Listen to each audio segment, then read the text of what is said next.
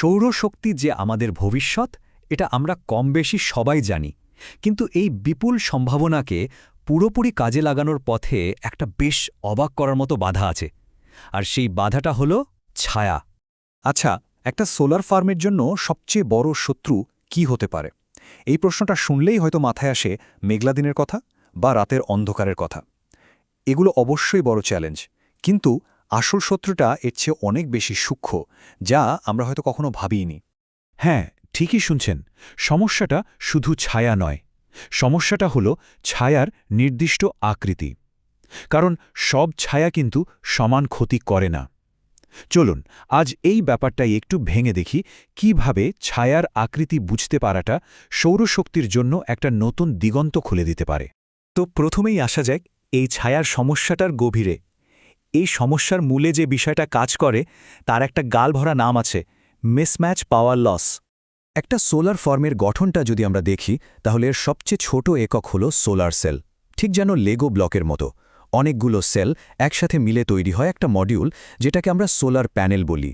আর এরকম অনেকগুলো মডিউল একসাথে জুড়ে দিয়ে বানানো হয় একটা বিশাল সোলার অ্যারে।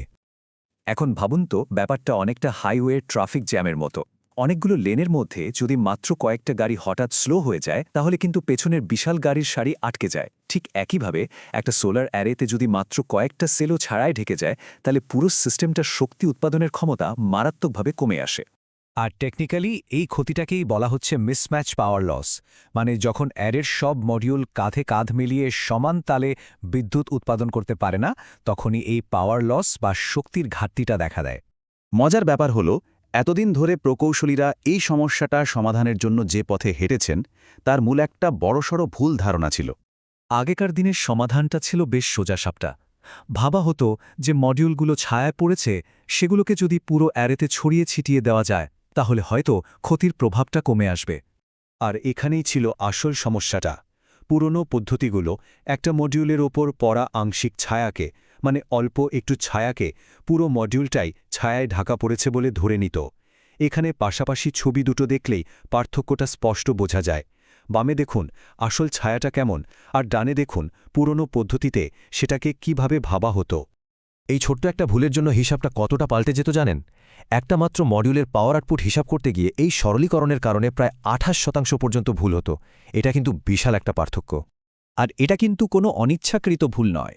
এই গবেষণার মূল সূত্রেই সরাসরি বলা হচ্ছে যে আংশিক ছায়া আর পুরো ছায়ার মধ্যেকার পার্থক্যটাকে এতদিন ইচ্ছে করেই উপেক্ষা করা হয়েছে হিসাবের সুবিধার জন্য, যার ফল কিন্তু মোটেই সুবিধাজনক ছিল না। তো এখান থেকেই গল্পের মোড় ঘুরতে শুরু করে। গবেষকরা যখন বুঝতে পারলেন যে গোড়াতেই গলদ, তখন তার একটা নতুন পথের সন্ধান পেলেন। দেখুন, একটা সোলার সিস্টেম থেকে ঠিক কতটা পাওয়ার পাওয়া যাচ্ছে সেটা কিন্তু একটা সরল সংখ্যা না।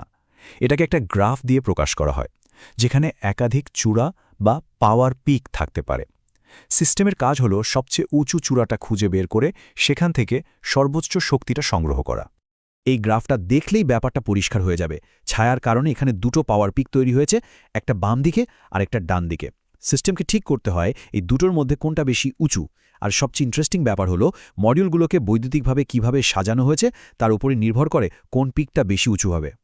তার মানে মূল আবিষ্কারটা হলো এটাই, শুধু কতগুলো মডিউল ছায়ায় আছে সেটা বড় কথা নয়। আসল ব্যাপার হলো ওই মডিউলগুলোর ভেতরে ঠিক কতগুলো সেল ছায়ায় পড়েছে এবং সেই সেলগুলো কিভাবে সাজানো আছে। এই হিসাবটাই সবকিছু বদলে দেয়। তাহলে চলুন এই নতুন উপলব্ধি থেকে যে সমাধানটা এলো সেটার সাথে পরিচিত হওয়া যাক। এটাই আমাদের এই কাহিনীর নায়ক, একটা নতুন এবং অনেক বেশি স্মার্ট অ্যালগোরিদম। এই নতুন পদ্ধতির নাম হল এসসিএন ভিত্তিক পুনর্বিন্যাস। এখানে এসসিএন এর পুরো কথাটা হল শেডেড সেলস নাম্বার, অর্থাৎ ছায়াযুক্ত সেলের সংখ্যা। নাম থেকেই বোঝা যাচ্ছে এটা মডিউল নয়, বরং সেল গণনা করে কাজ করে। এই এসসিএন প্রক্রিয়াটা খুব গোছানো, 4টা ধাপে কাজ করে। প্রথমে ইমেজ রিকগনিশন দিয়ে ছায়ার আসল আকৃতিটা স্ক্যান করা হয়। এরপর প্রতিটা মডিউলে ঠিক কতগুলো সেল ছায়ায় আছে তা নিখুঁতভাবে গোনা হয়। তৃতীয় ধাপে সিস্টেমটা দুটো সেরা বৈদ্যুতিক বিন্যাস সিমুলেট করে দেখে যে কোনটায় সবচেয়ে বেশি পাওয়ার পাওয়া যাবে। আর সবশেষে যে বিন্যাসটা জেতে, একটা সুইচিং ম্যাট্রিক্স ব্যবহার করে সঙ্গে সঙ্গে সেই সংযোগটা চালু করে দেওয়া হয়। এখন মনে হতে পারে এত দ্রুত এই তারের সংযোগ বদলানো কিভাবে সম্ভব? এর পেছনে আছে একটা দারুণ প্রযুক্তি যার নাম সুইচিং ম্যাট্রিক্স। এটাকে বিদ্যুতের জন্য একটা আধুনিক টেলিফোন সুইচবোর্ডের মতো ভাবতে পারেন, যা চোখের পলকে যে কোনো মডিউলের বৈদ্যুতিক সংযোগ পাল্টে দিতে পারে। সবই তো বোঝা গেল, কিন্তু দিন শেষে এই উদ্ভাবনটা কেন এতটা গুরুত্বপূর্ণ? এর আসল প্রভাবটা কোথায়? গবেষণার ফলাফলটা কিন্তু চোখে পড়ার মতো।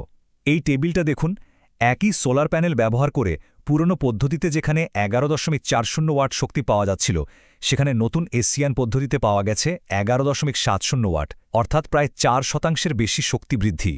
ব্যাপারটাকে যদি এক কথায় বলি তাহলে দাঁড়ায়, আমাদের নতুন করে কোনো দামি প্যানেল বসাতে হচ্ছে না, শুধুমাত্র একটা স্মার্ট অ্যালগোরিদম আর ডেটা ব্যবহার করে আমরা আমাদের পুরনো সোলার ফার্মগুলো থেকেই আরও বেশি ক্লিন এনার্জি বের করে আনতে পারছি। এটা সৌরশক্তিকে আরও বেশি নির্ভরযোগ্য আর কার্যকর করে তুলছে। এই পুরো ব্যাপারটা আমাদের একটা খুব জরুরি প্রশ্নের সামনে দাঁড় করিয়ে দেয়। আমাদের ভবিষ্যৎকে শক্তি যোগানোর জন্য এরকম আরও কত যুগান্তকারী আবিষ্কার হয়তো আমাদের চোখের সামনেই লুকিয়ে আছে, যা শুধু একটু অন্যভাবে চিন্তা করলেই খুঁজে পাওয়া সম্ভব।